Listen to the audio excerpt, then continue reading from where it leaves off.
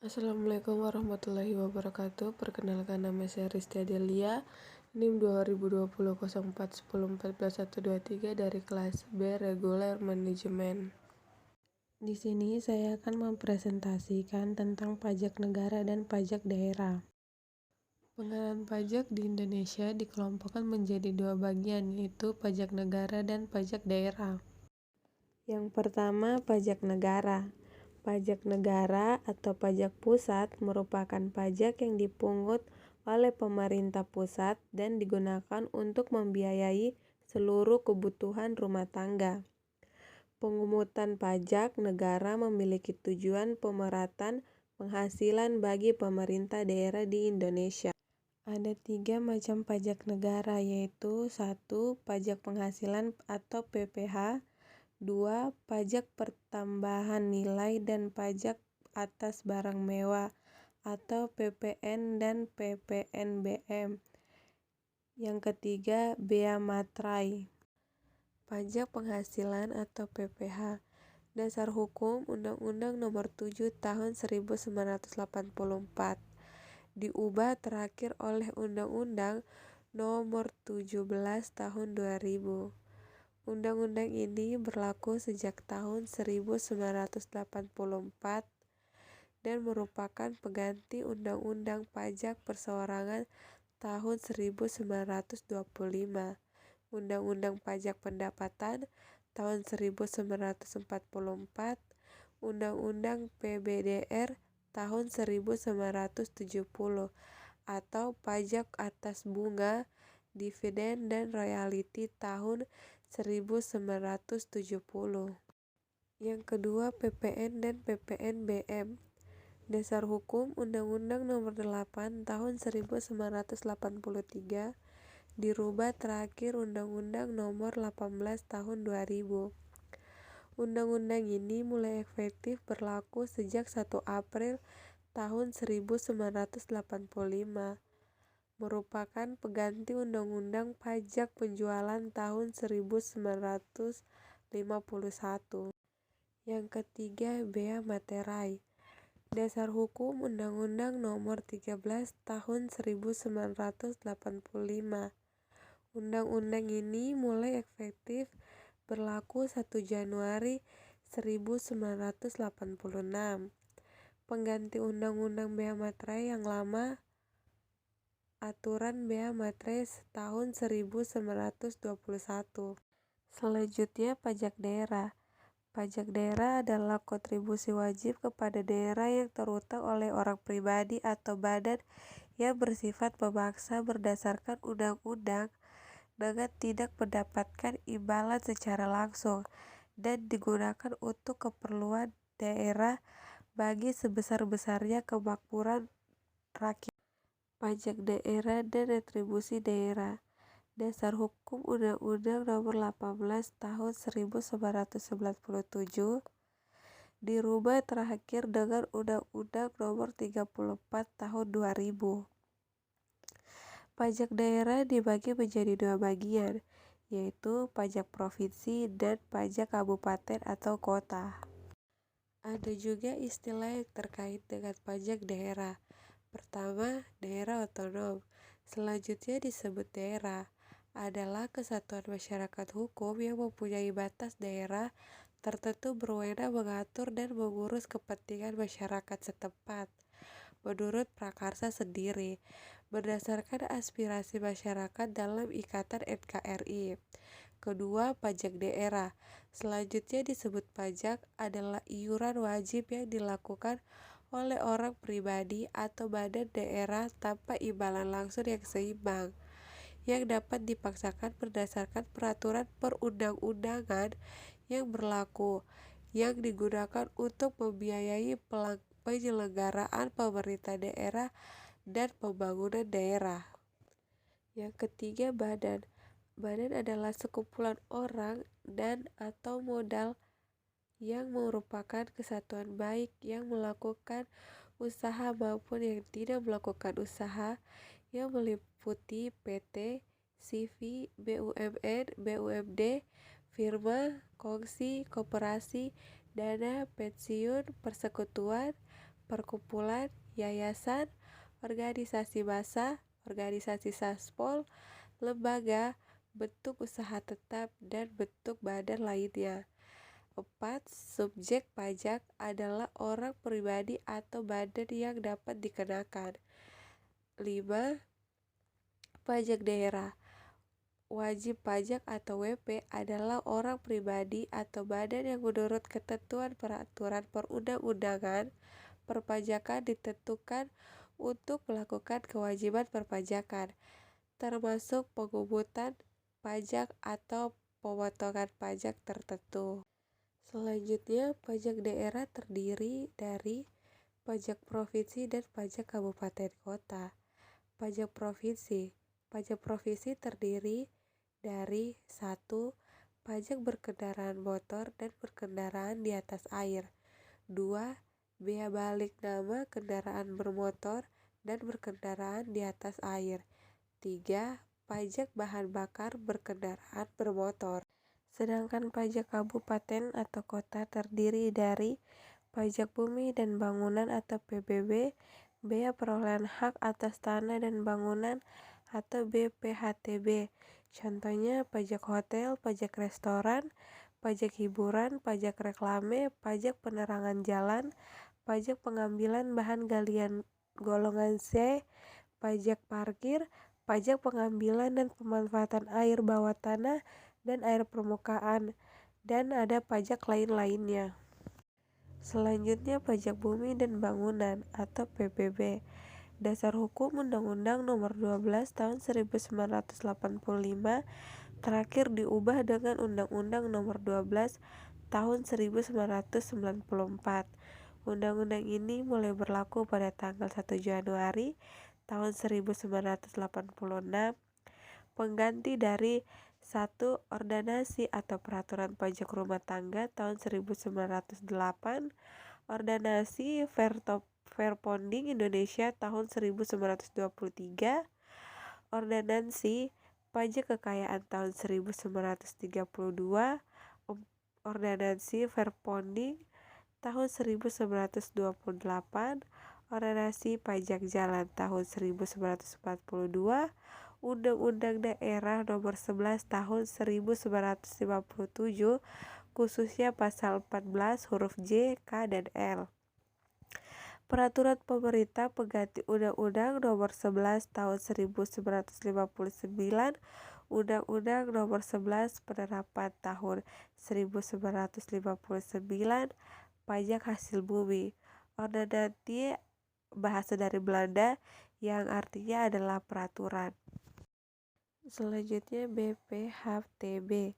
Berdasarkan hukum Undang-Undang Nomor 21 Tahun 1997 dirubah terakhir dengan Undang-Undang Nomor 20 Tahun 2000. Berlaku sejak tanggal 1 Januari 1998 sebagai pengganti Ordonansi Bea Balik Nama Stadsbalts 1924 Nomor 29. Stadsbal adalah bahasa dari Belanda yang artinya surat kabar atau lembaran. Selanjutnya ada tarif pajak. Tarif pajak yang ditetapkan paling tinggi sebesar 1. Pajak berkendaraan motor dan kendaraan di atas air sebesar 5%.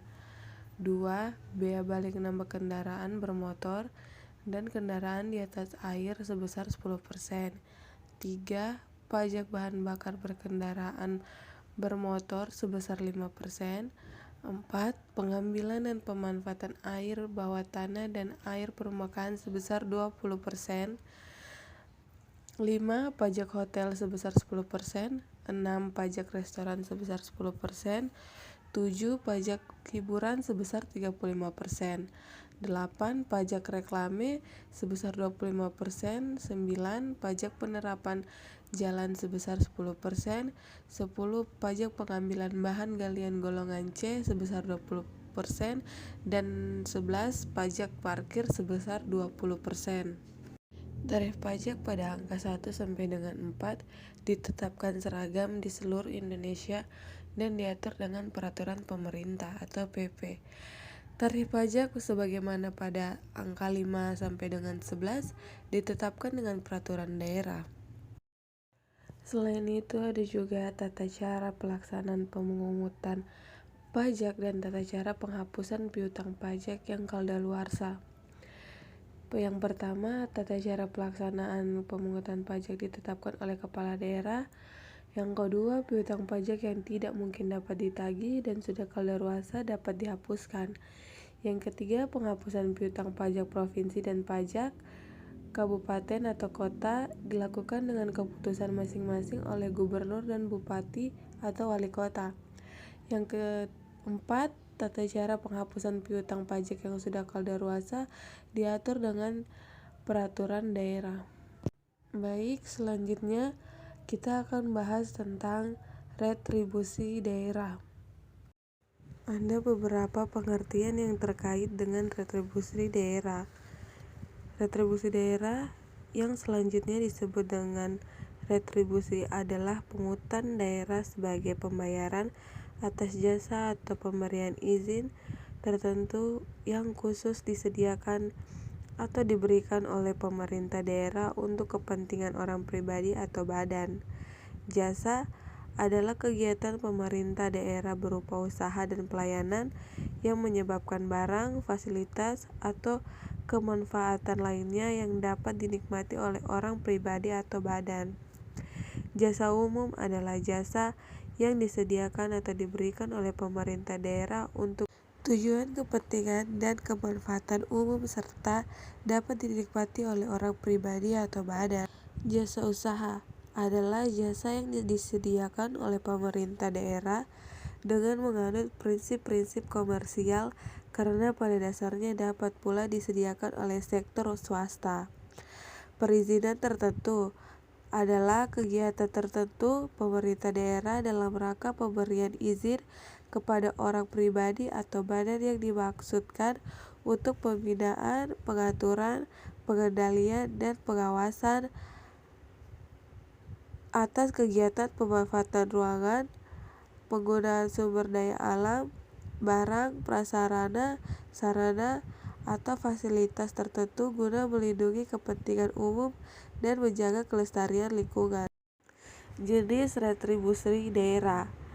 Jenis retribusi daerah ini dibagi dalam 3 kelompok, yaitu yang pertama retribusi jasa umum, yang kedua retribusi jasa usaha, yang ketiga retribusi perizinan tertentu. Ada juga kriteria retribusi jasa umum yang ditetapkan dengan peraturan pemerintah sebagai berikut. Retribusi jasa umum bersifat bukan pajak dan bersifat bukan retribusi jasa usaha atau retribusi perizinan tertentu. Jasa yang bersangkutan merupakan kewenangan daerah dalam rangka pelaksanaan desentralisasi.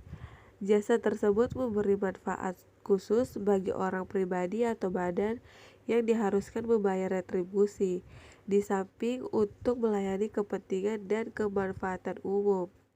Jasa tersebut layak dikenakan retribusi. Retribusi tidak bertentangan dengan kebijakan nasional mengenai penyelenggaraannya.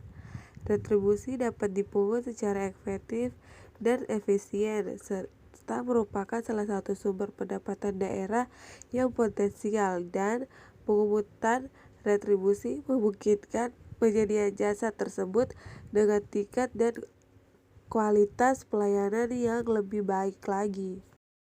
Selain itu, ada jenis-jenis retribusi jasa umum.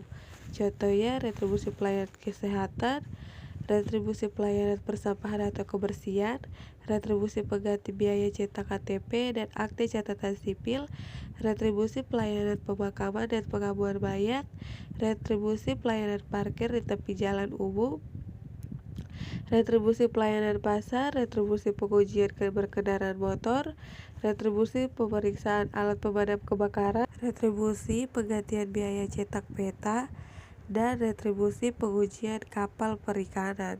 Selanjutnya jenis-jenis retribusi jasa usaha.